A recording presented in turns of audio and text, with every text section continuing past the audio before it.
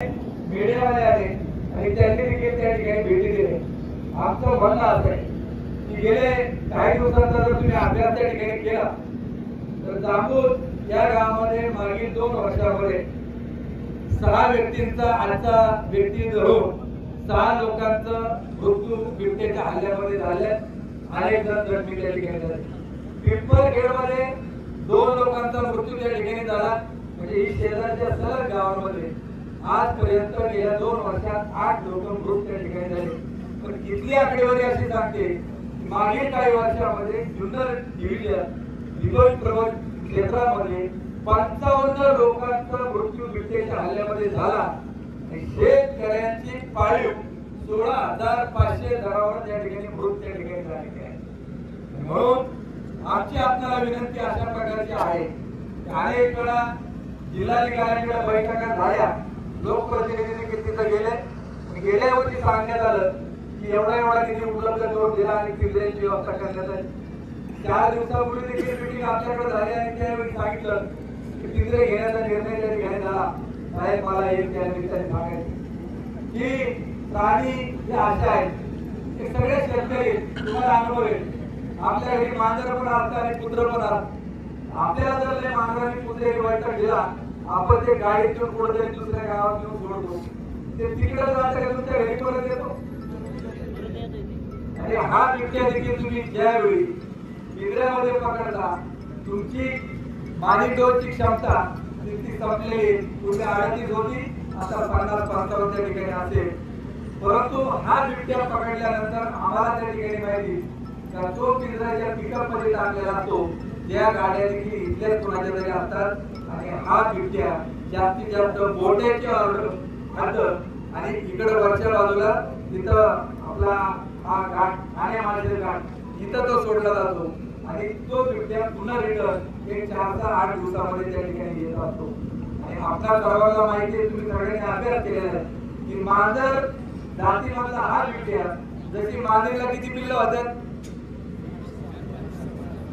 4, 2 काय असतील त्या असतील, बिबट्याला देखील वर्षामध्ये त्या मांजरीला किमान 2 ते 4 त्या ठिकाणी पिल्लं त्या ठिकाणी होत असतात। आता अधिकाऱ्यांची आकडेवारी अशी आहे की या परिसरामध्ये 800 ते 900 बिबटे त्या ठिकाणी आहेत।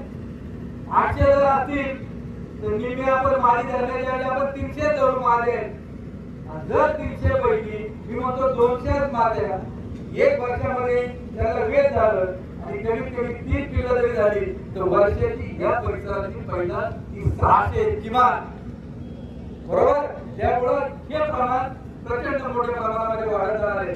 म्हणून आमची आपल्याला विनंती आहे की उद्याच्या काळामध्ये आज आम्ही निर्णय घेतला एवढी घटना झाल्यानंतर देखील ना वन खात्याचे मंत्री आले, ना पालकमंत्री आले, ना जिल्हाधिकारी आले, कारण निर्णय घेणारे ते काही पाऊस आला तर मी शेवटपर्यंत निघून हलणार नाही। कारण मला मनापासून त्या माता पित्यांना धन्यवाद द्यायचे। पुरुष मंडळ हॉटेलात बसली होती, या सगळ्या महिला त्या ठिकाणी रस्त्यावरती बसून होत्या, गाड्या हलवीत होत्या। कारण बाप म्हणून आपलं नाव जरी मुलाच्या पुढे लागत असलं ना, तिच्या पोटामध्ये 9 महिन्याचा गोळा वाढला जातो, तिला कळकळे का माझ्या पोट पुरवलं गेल्यामुळे काय दुःख आहे, म्हणून त्या माता त्या ठिकाणी हल्ल्या आहेत।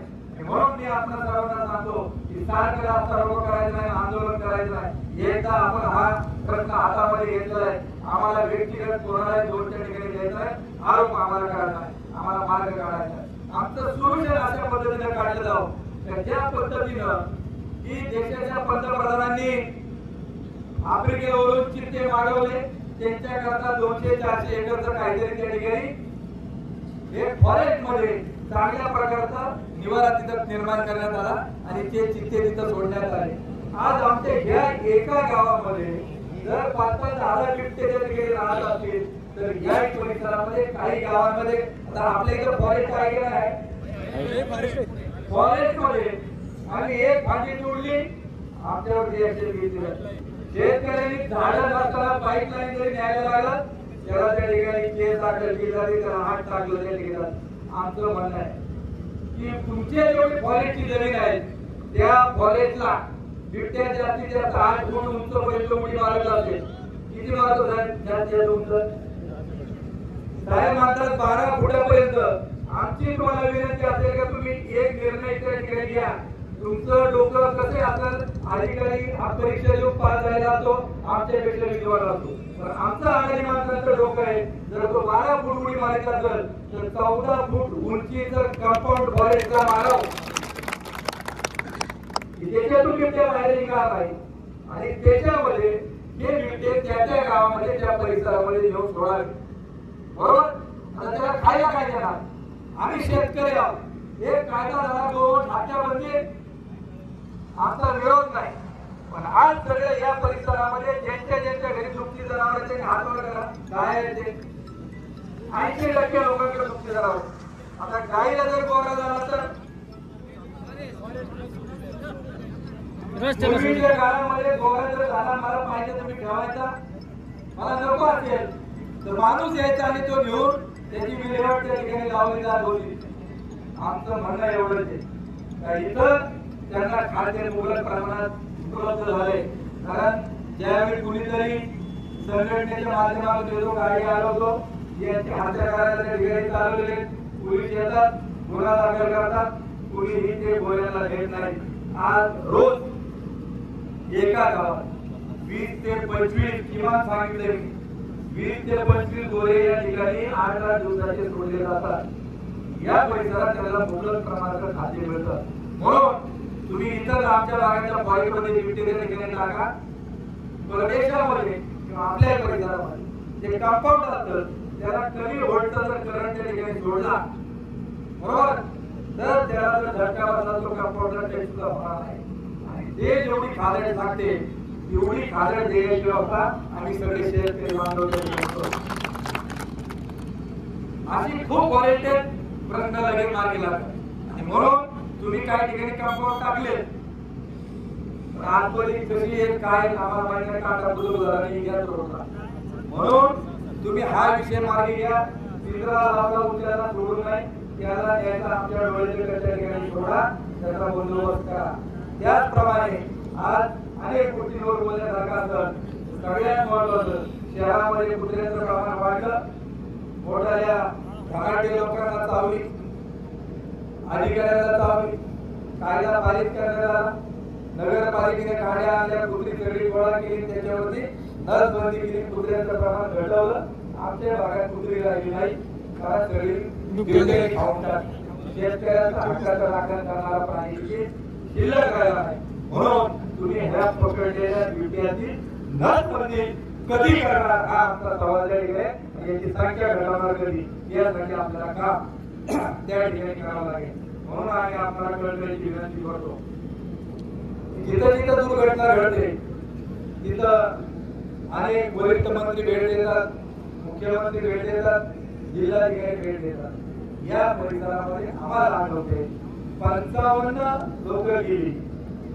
आज या परिसरातली लोक 2 वर्षात गेली. कोणाच्याही घरी ज्या जिल्हाधिकारी आले, मंत्री आले, मुख्यमंत्री आले, ही एक आपत्ती या भागामध्ये. कुठल्याही परिस्थितीमध्ये राऊत साहेब तुम्ही कलेक्टर सांगितलं असल्यामुळे अतिरिक्त जिल्हाधिकारी म्हणून इथं उपस्थित आहेत. आमची मला विनंती की येत्या 4 ते 5 दिवसामध्ये तुम्ही जिल्हाधिकाऱ्याला घेऊन जाऊन मध्ये त्या ठिकाणी मीटिंग लावली पाहिजे, हा आमचा आग्रह त्या ठिकाणी. नंबर 2, माननीय वनमंत्री गणेश नाईक साहेबांची मी देखील 16 तारखेला बोललो. त्यांनी देखील मला सांगितलं की मी पुढच्या आठवड्यामध्ये या परिसरामध्ये येतो. तेव्हा नाईक साहेबांचे जे वनमंत्री आहेत, अजितदादांना मी सकाळी निरोप दिलेला आहे. ते पालकमंत्री आहेत, आदरणीय पवार साहेबांनी मीडियाला बातमी पाहून मला बरोबर 11:30 वाजता फोन केला की हा बिबट्याचा प्रश्न मी हातामध्ये घेतो आणि याच्यात कायमचा मार्ग काढण्यासाठी आपण काम करतो. म्हणून 4 दिवसात जिल्हाधिकाऱ्यांना इथं आणावं, मीटिंग घ्यावी, वनमंत्री आणि पालकमंत्र्यांना आणावं आणि याच्यावरती कायम स्वरूपी तोडण्याच्या ठिकाणी काढावा. आणि या परिसरातील बिबटे हे 100% कधी तुम्ही उचलून त्या ठिकाणी घेणार याचं देखील उत्तर या ठिकाणी जे फॉरेस्टचे अधिकारी असतील किंवा आपण असाल यांनी देऊन एवढीच आमची मागणी. आमच्या खालच्या कोणत्या अधिकाऱ्यावर त्या ठिकाणी रोष नाही. व्यक्तिगत बळावरती इतर राजावर मॅडम दिलेला आहे. कारण लोक जे बोलतात जे डोळ्यात झालेलं जे दुःख आहे ते सहन होत नाही म्हणून तुम्हाला त्या ठिकाणी बोलतात. परंतु निर्णय घेण्याचा अधिकार यांना खात्याला आरे बोला नाही, एसीएमला नाही, पण ते प्रत्येक जण सांगतो कलेक्टरकडे गेला पाहिजे, मंत्र्याकडे गेला पाहिजे, मग शेवट बोर्ड दाखवलं जातं दिल्लीमध्ये. खासदारांनी देखील पार्लमेंटमध्ये हा विषय मांडला, ते देखील येणार आहेत, त्यांना काय म्हणणं मांडायचं ते देखील मांडतील. परंतु मला आम्हाला सांगायचे की जर या प्रश्नाचं उत्तर 8 ते 10 दिवसात सगळे इथं येऊन गेले नाही तर मी सगळ्या शेतकऱ्यांच्या साक्षीने सांगतो की आता इथं धरणं आंदोलन करायचं नाही. जे आमचं यानंतर आंदोलन होईल ते थेट जिल्हाधिकाऱ्यांच्या कार्यालयावर होईल. पुण्याला एवढं सांगतो. धन्यवाद.